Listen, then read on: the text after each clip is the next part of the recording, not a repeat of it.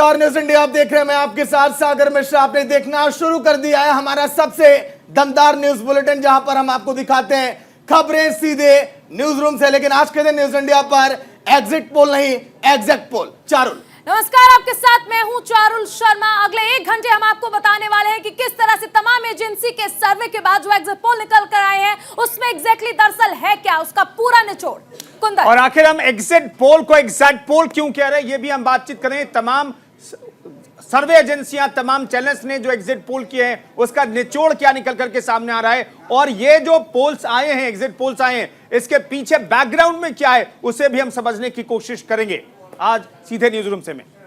तो चलिए आज के दिन हम बात करेंगे एक एक सर्वे रिपोर्ट को लेकर और क्या कुछ है इस समय, आंकड़े किसकी हो रही है, किस राज्य में जीत। लेकिन आज एग्जिट पोल नहीं, न्यूज इंडिया पर एग्जैक्ट पोल। अगले 1 घंटे तक हम आपको दिखाएंगे एक एक वो आंकड़े जिस पर हमारी नजर रही पूरे चुनाव में, और ग्राउंड जीरो से हमारे रिपोर्टर हर पल की अपडेट आप तक पहुंचाए। तो चलिए बड़ी खबर आज के दिन की सबसे पहले शुरुआत। गुजरात में फिर बीजेपी की सरकार, एग्जिट पोल में दावा किया जा रहा है। एग्जिट पोल में बीजेपी को गुजरात में बहुमत मिल रहा है पूरी तरह से। अगर हम बात करें गुजरात की तो वहां पर 27 सालों से बीजेपी की सरकार है। ऐसे में अगर हम जिक्र करें 27 सालों के बाद फिर एक बार ये कहा जा रहा है कि बीजेपी सत्ता में लौट कर आ रही है।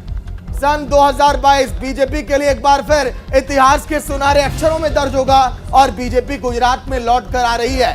कांग्रेस, आम आदमी पार्टी, इन दो पार्टियों ने बहुत ज्यादा मेहनत की, लेकिन क्या एक बार फिर गुजरात में बीजेपी आएगी? क्योंकि अगर हम बात करें एक एक सर्वे की तो उसमें दावा यही किया जा रहा है कि गुजरात के चुनाव में बीजेपी को एक बार फिर फायदा हो रहा है। कुंदन, देखिए आखिर बीजेपी को फायदा क्यों हो रहा है। दरअसल कमजोर विपक्ष का फायदा मिला है, और कमजोर विपक्ष के साथ साथ आम आदमी पार्टी चूंकि वहां पर सक्रिय हुई, उसने जबरदस्त तरीके से चुनाव प्रचार किया। इसका फायदा सीधे तौर पर बीजेपी को मिलता हुआ दिखाई दे रहा है। कुछ एजेंसियों ने बीजेपी को 150 सीट देने की बात भी कही है। जो अनुमान है, पूर्वानुमान एग्जिट पोल में, उसके मुताबिक यह कहा गया है कि 150 सीट तक बीजेपी को मिल सकती है। ऐसा गुजरात में कभी नहीं हुआ है। 1985 में जो हुआ था 149 तक तो कांग्रेस को मिले थे। जो फॉर्मूला है उसके दम पर कांग्रेस को कामयाबी मिली थी, लेकिन 150 सीट कोई भी पार्टी नहीं जीत पाई है। आपको बीजेपी की अगर बात करें, सबसे बड़े चेहरे की बात करें तो प्रधानमंत्री नरेंद्र मोदी का वहां पर जादू चलता रहता है, लेकिन उस मुकाम तक बीजेपी पहले नहीं पहुंच पाई थी पिछले 27 साल में। लेकिन इस बार कहा जा रहा है इस बार एक बार फिर से वो जादू चलेगा और 150 सीट तक कुछ एजेंसियां बीजेपी को सीट दे रही हैं अपने एग्जिट पोल में। चारुल, बिल्कुल देखिए, सबसे अहम चीज है ये इस बार के जो एग्जिट पोल्स में रुझान निकलकर सामने आ रहे हैं वो कहीं ना कहीं ये दिखा रहे हैं कि भारतीय जनता पार्टी अपना ही रिकॉर्ड तोड़ने वाली है, क्योंकि ये माना जा रहा है कि एक बार फिर से सरकार बनेगी। लेकिन इसके साथ ही जो कहीं ना कहीं तमाम फैक्टर्स थे, विपक्षी पार्टियां जिनको लेकर बातचीत कर रही थी कि क्या एंटी इनकम्बेंसी फैक्टर काम कर सकेगा, क्या बिल्किस बानो के आरोपियों की रिहाई करना एक ऐसा फैक्टर हो सकता है जो लकीर बीजेपी की छोटी कर दे। ये तमाम फैक्टर्स देखिए दरअसल बीजेपी के पक्ष में ही गए हैं, क्योंकि अब जो रुझान निकलकर सामने आ रहे हैं वो ये स्पष्ट दिखा रहे हैं कि एक बार फिर से भारतीय जनता पार्टी गुजरात में सत्ता में आने वाली है।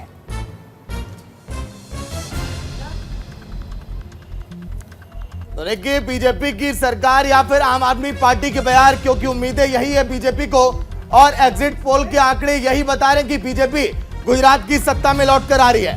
नतीजों में तब्दील होगा एग्जिट पोल, क्योंकि जिस तरह से तमाम सर्वे ये दावा कर रहे हैं, लेकिन जो हमने आंकड़े तैयार किए एग्जिट पोल में किसकी सरकार बन रही है और ताजा अपडेट और तस्वीरें हर एक राज्यों की क्या है, क्योंकि अभी कुछ समय तक गुजरात की तस्वीरें हम आपको बताएंगे, फिर उसके बाद चलेंगे हिमाचल और एमसीडी के एग्जिट पोल की भी तरफ। तो चलिए जल्दी से आपको दिखा देते हैं आज के दिन गुजरात चुनाव 2022 इंडिया टुडे एक्सेस, जहां पर यह कहा जा रहा है कि बीजेपी की 149 से 171 की 20 सीटें हो सकती है, कांग्रेस की 16 से 20, मतलब कि एक बहुत बड़ा नुकसान हो रहा है कांग्रेस को। वहीं अगर हम बात करें अन्य पार्टियों की तो आप ये भी एक बार आप देखिए कि अन्य पार्टियां यानी कि आम आदमी पार्टी को थोड़ा बहुत फायदा यहां पर होता हुआ दिखाई दे रहा है, लेकिन उम्मीद से परे, क्योंकि आम आदमी पार्टी को उम्मीद थी कि यहां पर ऐसा नहीं होगा। चलिए आपको दिखाते हैं आगे। आखिर आज के दिन तमाम हमारे साथ मेहमान भी जुड़ेंगे, इन तस्वीरों को देखकर अंदाजा आप लगाइए। जी न्यूज जहां पर 110 से 125, कांग्रेस 45 से 60, आम आदमी पार्टी को 1 से 5 और अन्य के खाते में लगभग 4 सीटें 0 से 4 के बीच। वहीं एबीपी के सर्वे में कहा गया 128 से 140, कांग्रेस को 31 से 43, और आम आदमी पार्टी को 3 से 11 और अन्य के खाते में 2 से 0 सीटें जाती हुई दिखाई दे रही हैं। मतलब कि क्या ये माना जाए कंफर्म कि गुजरात में बीजेपी की सरकार लौट कर आ रही है? आलोक वत्स बीजेपी के नेता होंगे और हमारे साथ कांग्रेस के भी नेता जुड़ेंगे। सीधे चलेंगे सहयोगी कुंदन के पास। सागर, हमारे साथ आलोक वत्स से बीजेपी नेता हैं, उनसे बात करते हैं। ऐसा लग रहा है कि आपकी पार्टी तो जबरदस्त तरीके से जीत रही है, जो 1985 में नहीं कांग्रेस कर पाई, आपकी पार्टी करने जा रही है। कुछ सर्वे में तो 150 सीटें आपको मिल रही है। ये हमने शुरू से कहा था कि हम वहाँ पर अभूतपूर्व रिकॉर्ड बनाएंगे और हमने सारे रिकॉर्ड, जो अभी लग रहा है कि हमने सारे रिकॉर्ड ध्वस्त कर दिए हैं और हम एक अभूतपूर्व जीत की तरफ अग्रसर हैं। और इसमें कहीं कोई संशय नहीं है कि जो ये आपके आंकड़े दिखा रहे हैं, जो ये न्यूज़ सर्वे दिखा रहे हैं, उसमें कहीं भी कोई त्रुटि नहीं होने वाली है। हो सकता है इससे ज्यादा भी सीटें आ जाए, क्योंकि एक प्रचंड लहर थी वहां पर हमारे फेवर में। हमारे कार्यों के प्रति लोगों पर विश्वास था, हमारे कार्यशैली पर विश्वास था, हमने जिस प्रगति से गुजरात को आगे बढ़ाया है उस पर लोगों का विश्वास था। और लोग ने जो छलावे की बातें की उसमें वहां के लोग नहीं आए और उन्होंने हमें प्रचंड बहुमत देकर सिद्ध कर दिया है कि वो हमारे पर विश्वास रखते हैं। बिल्कुल, तो लेकिन इसके पीछे की वजह क्या है? विपक्ष एक तो कमजोर ऊपर से बट गया। देखिए, ये पुरानी कहावत है कुंदन जी कि बंदरों की लड़ाई में बिल्ली को फायदा होता है। तो हम जितना भी कुछ कर रहे थे उसमें और इजाफा इन्होंने कर दिया आपस में लड़के। इन्होंने अपने वोट बांट लिए और हमारा वोट अक्षुण्ण रहा। वो भी हमारी एक जीत को और पुख्ता कर दिया। जीतते तो हम हर हालत में, लेकिन हमारी जीत को पुख्ता, ये विपक्ष में जो बिखराव था उससे भी थोड़ी जड़ता मिली। आइए जरा हमारे साथ शाहिद खान भी है। शाहिद खान जब इधर आइए मेरे साथ आइए। दरअसल एक बार फिर से आप सागर पीसीआर टीम से मैं कहूंगा कि जरा से एक बार फिर से वो नतीजे जो हैं एग्जिट पोल के वो हमारे बड़ी स्क्रीन पर डालिए। शाहिद साहब आइए। ये जो हमने अभी तस्वीरें दिखाई, जो आंकड़े दिखाए, इससे आपको लगता है कि इससे कुछ अलग आंकड़ा होगा?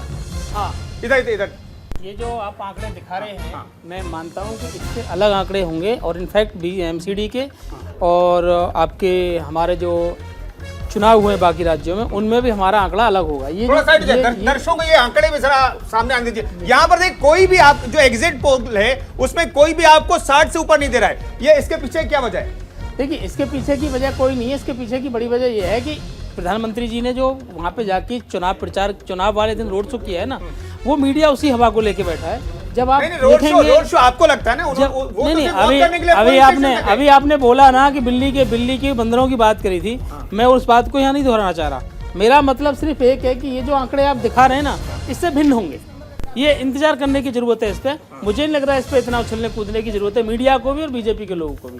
हाँ, इतना जरूर कह सकते हैं आप कि जो चीज़ें वहाँ पे हम जिस उम्मीद से लड़े हैं उस उम्मीद से हमें मिलेगा। हमने साइलेंट प्रचार में किया है और साइलेंट प्रचार का फायदा मिलेगा। क्या लड़े नहीं है? अरे हम ही तो लड़े हैं। लड़ा कौन है? हम ही लड़े हैं। ये हमें उस गुजरात से नहीं मिटा पाए 27 साल से, ये देश से मिटाने की बात कर रहे हैं। अभी भी हमारे वहां 80 MLA हैं, 80, और तोड़ लिए तब भी 60 हैं, और तोड़ लें फिर भी 50 बचेंगे। नहीं, इस बार 60 पहुंचेंगे कि नहीं पहुंचेंगे? आंकड़े कह रहे हैं कि 60 आप नहीं पहुंचे। नहीं, इससे एग्जिट पोल की बात कर रहा हूं। मैं एग्जिट पोल की बात कर रहा हूँ। एग्जिट पोल पहले भी चेंज हुए, पहले भी चेंज हुए। हाँ, ठीक है। हम उसी गुजरात में 80 सीट लेके आए, उसी गुजरात में हैं हम। पिछले 27 साल से बीजेपी कांग्रेस मुक्त भारत का नारा दे रही है, उसी गुजरात से कांग्रेस मुक्त नहीं कर पाएंगे। और अब नहीं, अगले इलेक्शनों में भी एक झूठे आदमी के नाम पे आप कब तक जीतेंगे? हमेशा नहीं जीत सकते। एक टाइम फ्रेम होता है, खत्म हो गया। हम उसी गुजरात में 80 सीटें लेके बीजेपी की आंख में आंख डाल के बात करने वाले लोग हैं। हमने कोई ऐसे हवा में काम नहीं किया है। शायद जी आलोक जी से मैं सवाल लेना चाहूंगी। आलोक जी, जिस तरह शायद जी कह रहे हैं कि देखिए स्थिति बदल चुकी है, 27 साल में आप नहीं कर पाए और आपने जो किया है, लेकिन कांग्रेस मुक्त नहीं कर पाएंगे। और आपको याद होगा कि योगी जी ने इस बार जब जन संबोधन किया था तो उन्होंने कहा था कि अब कांग्रेस मुक्त गुजरात बनाना है, लेकिन शायद जी कह रहे हैं कि ऐसा नहीं कर पाएंगे आप। देखिए, शाहिद भाई तो वहाँ लड़े ही नहीं। व्यापार में और राजनीति में जो दिखता है वो बिकता है। आपको कहीं दिखाई दिए ये? राहुल गांधी कहीं साउथ में पिकनिक मना रहे हैं पिछले 180 दिन से, एक दिन के लिए आए। अब तो गुजरात, अब तो राजस्थान पहुंच गए। ऐसी पिकनिक आप भी मना लो, अपने कुछ नेताओं को लगा दो ऐसी पिकनिक मनाने पे। बड़ा कलेजा चाहिए 25 किलोमीटर चलने के लिए। जो 60 किलो के सांसद थे 2014 में, वो 140 किलो के हो चुके हैं। उनमें से कुछ वेट लॉस करिए। व्यक्तिगत बात हम मैंने सांसदों की बात करी है, एक पार्टी के सांसद की बात करी है, वो व्यक्तिगत कमेंट। और फिर हमारे एक नेता पे हजारों करोड़ रुपए खर्च कर दिया आपने पॉलिटिकल वे किया है। आप रिव्यू करिए, मैंने किसी एक आदमी का नाम लिया हो, किसी एक सांसद का नाम लिया हो। जी को अपनी बात खत्म करने दीजिए। देखिए, इन्होंने जो हमारे प्रधानमंत्री ने एक तीर छोड़ा था, ये उसको पकड़ के बैठ गए। प्रधानमंत्री जी ने कहा था डरो, कांग्रेस से डरो, कांग्रेस से हमको खतरा है। ये लोग बार बार उसी चीज को दोहराते रहे। देखिए, प्रधानमंत्री ने कहा है कि हमसे टक्कर है, खुद कुछ नहीं किया, लेकिन ये बार बार कहते रहे कि प्रधानमंत्री ने कहा है कि हमसे टक्कर है, और उस टक्कर में ये हो गया, ये कुछ किए नहीं और ये ध्वस्त हो गए। अभी ये जो इनकम्बेंसी के भरोसे बैठे रहे, आप ये कह रहे हैं एंटी इनकम्बेंसी एंड बहुत ज्यादा दे हैड दैट फीलिंग कि हम जीत रहे हैं। प्रधानमंत्री ने कहा हमसे डरिए, इसका मतलब हम बहुत ताकतवर हैं, लेकिन किया कुछ नहीं। कहीं कोई रैली नहीं, कहीं कोई जनसंपर्क नहीं, हम सीक्रेट मिशन पे। अच्छा, आपको क्या लगता है कि जो हमेशा ये कहा जाता है, प्रधानमंत्री नरेंद्र मोदी अक्सर कहते हैं कि मुझे जितनी गालियां देनी है दे दो, फायदा होगा, ये ऐसा फैक्टर जो रहा, शाहिद जी इस पर आपका भी मैं रिएक्शन लूंगी कि ये जो चीजें हम देखते हैं, खासकर चुनाव में कुछ ना कुछ ऐसा बयान आ जाता है कांग्रेस की ओर से। इनका रावण कहना, इनका प्रधानमंत्री को आरएसएस का गुंडा कहना, ये सब चीजें हमें मौत का सौदागर कहना, ये सब चीजें हमें फायदा दिया है। आप जितना हमारे प्रधानमंत्री पर आप शब्द कहेंगे, उतना हमारा वोट बैंक में इजाफा होगा। इस चीज को आप मान के चलिए, और वही हुआ है। शाहिद जी, देखिए, ये भी कहा जाता है गुजरात में क्योंकि प्रधानमंत्री नरेंद्र मोदी का गृह राज्य है, तो अगर प्रधानमंत्री पर कोई भी टिप्पणी की जाती है तो उससे गुजराती अपनी अस्मिता से लेते हैं, और ये आपने रिकॉर्ड्स देखे होंगे, तो फिर उसके बावजूद ऐसे बयानों की जरूरत क्यों पड़ जाती है? देखिए, मैं आपको इस बात पे बता दूं, प्रधानमंत्री जी का वन मैन आर्मी है।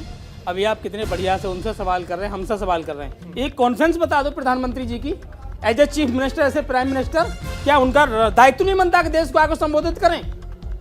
वो अपने आप कह देते हैं मुझे गाली दो, वो अपने आप कह देते हैं मैं फलाना हूँ, वो अपने आप कहते हैं मुझे ठिकाना को। ये word as a prime minister उनको नहीं बोलने चाहिए। इनसे प्रधानमंत्री पद की छवि धूमिल होती है। कौन सा ऐसा पद, सुनिए, कौन सा ऐसा पद है, विपक्ष का कौन सा ऐसा नेता है जिसको नहीं बोला जाता है? इनके लोगों ने क्या नहीं बोला है? जर्सी गाय बोला इनके लोगों ने। शाहिद जी, बस मीडिया ने कभी सवाल किया? शाहिद जी, एक रिएक्शन आपका मुझे इस बात पे दे दीजिए। जब आप प्रधानमंत्री पद की गरिमा की बात करते हैं, तो जब राहुल गांधी बिल फाड़ देते हैं मनमोहन सिंह के सामने, क्या वो प्रधानमंत्री पद की गरिमा थी? वो प्रधानमंत्री पद की गरिमा थी? बात बिल्कुल आपकी जायज है, मैं इसकी बात को पूरे देश के सामने कबूल करता हूँ। एक मिनट सुन लीजिए, अब सुनिए, आपने सवाल का जवाब किया, जल्दी नहीं करेंगे। फिर राहुल गांधी जी ने वो बिल फाड़ा था, प्रधानमंत्री पद की गरिमा नहीं फाड़ी थी, और वो बिल किसानों के हित में फाड़ा था। इन्होंने किसानों के लिए खड्डे खुदवाए, केंद्र सरकार का कोई फैसला, सुनिए, आपके किसी नेता में इतना हिम्मत है, आपके किसी नेता में इतनी हिम्मत है कि कोई बिल आए जो फाड़ दे उसको? आपके किसी नेता में इतनी हिम्मत है? आपके किसी नेता में यही परिवारवाद है, आपके नेता में इतनी हिम्मत नहीं है जो ये बोल दे कि इस बिल को वापस करो। आपने क्या बात कर दी? कैबिनेट के फैसले को फाड़ना। प्रधानमंत्री कौन से नेता में इतनी हिम्मत है? चलिए, हम लोग प्रधानमंत्री। चलिए, बिल्कुल तस्वीरें लगातार हम आपको दिखा रहे हैं कि आखिर किस तरह से कहां पर किसकी सरकार बन रही है। क्या गुजरात में जो कांग्रेस ये दावा कर रही है कि सभी एग्जिट पोल फेल हो जाएंगे, लेकिन 8 दिसंबर के नतीजों का भी इंतजार है। और अभी ब्रेक के उस पार कई सारी तस्वीरें एमसीडी और हिमाचल के चुनाव से भी जुड़ी हैं। 27 सालों से जिस कांग्रेस को इंतजार था कि सत्ता में हम लौट कर आएंगे, उस उम्मीदों को एक बार फिर झटका लगता हुआ दिखाई दे रहा है। हाँ, जो 77 सीटें कांग्रेस ने जीती थी, मानो ऐसा लगता है एग्जिट पोल के मुताबिक, जिसको हम आज के दिन एग्जिट पोल के रूप में दिखा रहे हैं, वहां भी लग रहा है कि नुकसान एक बड़ा हो सकता है। क्या कहा जाए, जिन मुद्दों को कांग्रेस ने जोड़ा था बीजेपी का वोट बैंक काटने के लिए, क्या उन मुद्दों में कुछ दम नहीं था? अगर हम बात करें चुनावी वादों की, घोषणा पत्रों की, क्या ये सब वहां पर कुछ भी गणित काम नहीं आया? क्या पीएम नरेंद्र मोदी का जादू एक बार फिर गुजरात में चल गया है? हमारे साथ शाहिद जी हैं, कांग्रेस के नेता हैं। शाहिद जी, क्या हुआ? बड़ी उम्मीदें थी आप लोगों की 27 सालों बाद लौट कर आएंगे सर, गड़बड़ हो गया क्या? नहीं, कहाँ गड़बड़ हुआ है? आपको लग रहा है एग्जिट पोल देखिए, इतने नर्वस मत होइए। नहीं, हिमाचल वाला एग्जिट पोल आप कह रहे हैं सही है। हमने पहले भी हिमाचल वाले, नहीं, हिमाचल वाला और अच्छा आएगा और ये बहुत ऊपर जाएगा, चिंता मत करिए। इस बार ईवीएम पे ठिकराने ने फोड़ेंगे सर। ईवीएम पे हमारे बड़े नेता ने किसी ने कभी ठिकरा नहीं फोड़ा है। आप बीजेपी के लोगों को देखिए, ये वोट नहीं डालने देंगे, नहीं, ये अपने हिसाब से काम नहीं करने शो में आज आप ये कह रहे हैं ईवीएम पर ठिकरा नहीं फोड़ेगी कांग्रेस। नहीं, कभी नहीं फोड़ा है। बाकी लोगों से बात करो ना जिन्होंने फोड़ा है। कांग्रेस कभी ईवीएम पे नहीं फोड़ती है, कांग्रेस कभी हवाई वादे नहीं करती है। कांग्रेस ने ठोस वादे किए हैं और ठोस वादे पे हमें जो सीट मिलेंगी उन पे हमें संतुष्ट है। वही मैं आपको बता दूं, मैं आपको एक बात और बता दूं, इसी इलेक्शन में हमने इसी गुजरात के इलेक्शन में हमने 60 मिनिस्टरों को, एक प्राइम मिनिस्टर को, 3 नहीं सर, मुख्यमंत्रियों को पसीना बुलाया, गला बैठा दिया और 99 पर रोक दिया। हम फिर 99 से नीचे ले आएंगे, आप चिंता मत करिए। मुझे लगता है कि भारत जोड़ो यात्रा से ज्यादा फोकस आपको गुजरात जोड़ो पर भी रहना चाहिए। हाँ ना, हमारे हिसाब से रहा। हमें किसी की आइडियोलॉजी की जरूरत नहीं है। कुंदन, हमें किसी की आइडियोलॉजी की जरूरत नहीं है। नहीं, गुजरात को इन्होंने बहुत कम आंका है। गुजरात को एंटी गवर्नमेंसी के भरोसे छोड़ दिया है। हमने आलोक जी ठीक है, शाहिद साहब मैं आपसे बात करें, लेकिन आलोक वत्स साहब ये कह रहे हैं कि 99 से नीचे आ जाएंगे, लेकिन एग्जिट पोल कह रहे हैं कि भाई आपको 130 प्लस ही जाने वाली सीटें। ये क्या गड़बड़ चाला है? ये माइक शाहिद भाई का कि दिलेरी का मैं दाद देता हूँ। पूरी दुनिया कह रही है आप हार गए, ये फिर भी कह रहे हैं जिन निकलेगा 8 तारीख को। मुंगेरी लाल के इतना बड़ा हसीन सपना देखने वाला मुझे हिंदुस्तान में दूसरा आदमी नहीं मिला है ना। हमारे प्रधानमंत्री, उनसे ही सीखा है। प्रधानमंत्री की बात मत कीजिए आप। नहीं, वो प्रधान 56 इंच सीने के सामने आप नहीं टिकेंगे। ठीक है, क्योंकि हमारे साथ 56 इंच के सीने के सामने नहीं टिकेंगे आप।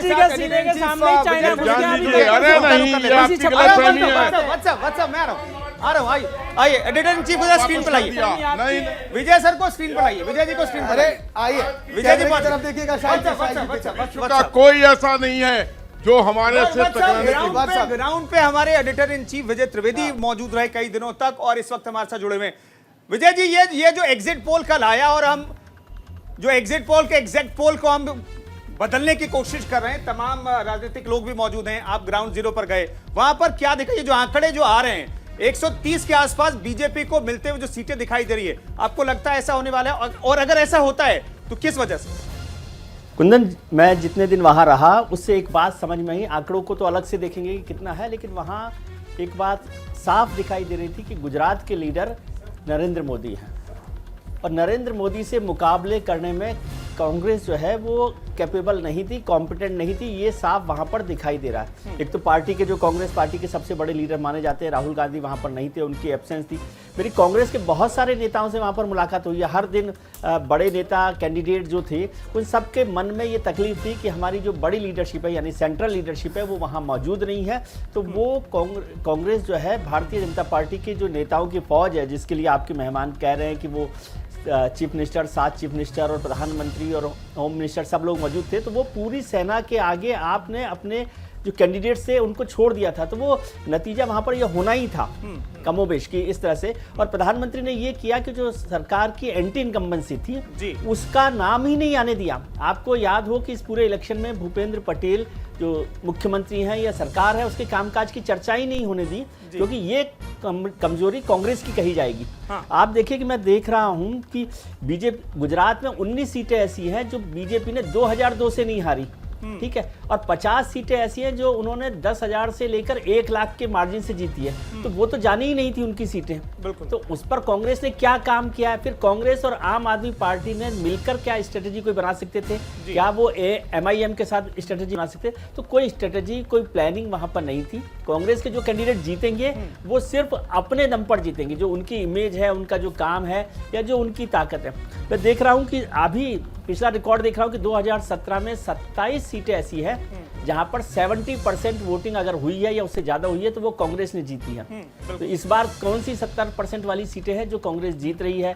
आदिवासी क्षेत्रों में कांग्रेस ने क्या काम किया? क्योंकि अर्बन सीट्स पर तो कांग्रेस का सफाया ही है, वहाँ पूरी तरह से भारतीय जनता पार्टी दिखाई दे रही है। तो कांग्रेस ने आदिवासी क्षेत्रों में भी यदि पकड़ रखी होती तो बड़ा हिस्सा है, क्योंकि 100 से ज्यादा सीटें गुजरात में अर्बन रूरल सीटें हैं जिनमें आदिवासी भी हैं और ग्रामीण सीटें भी हैं। ईशान त्रिवेदी पॉलिटिकल एक्सपर्ट भी हमारे साथ जुड़ गए हैं। ईशान जी, गुजरात के समीकरणों को देखिए, इस बार अगर देखा जाए तो फिर ऐसा लग रहा है कि बीजेपी रिपीट हो रही है। मोदी मैजिक इस कदर चला कि सारे मुद्दे धराशायी होते दिखाई दे रहे वहां पर। देखिए अभी हम लोगों ने ऑफ कोर्स ये रिजल्ट अभी तो आज 2 तारीख 1 तारीख को 5 तारीख को दोनों को वो अपने हुए इलेक्शन और रिजल्ट है वो अभी ईवीएम में बंद है। तो जिस प्रकार से एग्जिट पोल का अनुमान है उस तरीके से ऑफ कोर्स बीजेपी है, उसके जो मोदी फैक्टर है वो सही में कुछ तरीके से थोड़ा सा काम कर रहा हो ऐसा एग्जिट पोल में तो लगता है। लेकिन एक चीज है कि आम आदमी पार्टी का फैक्टर इस तरीके से लग रहा है कि अगर उसने जिस प्रकार से वोट परसेंटेज देखा जाए तो आम आदमी पार्टी को 15% के आसपास वोट शेयर मिल रहा है, 15 से 20%, और कांग्रेस का वोट शेयर है वो तकरीबन 20%, 15 से 20% इतना कम हो रहा है, और बीजेपी का वोट शेयर है वो 4 से 5% कम हो रहा है। तो ऐसे में सही में जो भी नुकसान होगा वो कांग्रेस को होगा, और भारतीय जनता अगर ये वोट शेयर अगर सीट में कन्वर्ट होता है और अगर आम आदमी पार्टी 15 सीट आती है तो गुजरात एक ऐसा राज्य होगा जो आम आदमी पार्टी को नेशनल पार्टी की ओर ले जाएगा। लेकिन अभी तो ये एग्जिट पोल है और नतीजे हमें 8 तारीख को देखने को मिलेंगे। ठीक है, चलिए इरशान जी लौट कर आऊंगा आपके पास। अभी हम हिमाचल और एमसीडी पर भी चर्चा करने वाले हैं और आपके पास थोड़ा देर से आया, माफी भी चाहूंगा आपसे। चारुल के पास चलेंगे। दूसरे चरण का चुनाव कल के दिन था और दूसरे चरण का गणित कहता क्या है, समझेंगे चारुल से।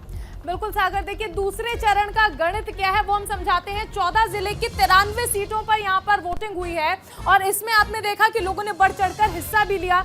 उसके बाद लोग घरों से भी निकले, मताधिकार का इस्तेमाल किया, लेकिन कुल 833 उम्मीदवार थे जिनकी किस्मत जो है वो कल ईवीएम में कैद हो चुकी है। ये दूसरे चरण का गणित जो रहा है वो हम आपको बता रहे हैं। महिला उम्मीदवार इसमें 69 रही हैं जिन्हें टिकट दिए गए अलग अलग पार्टियों की ओर से, और 69 महिला उम्मीदवार इस बार इन 833 उम्मीदवारों में यानी 69 महिलाएं थी।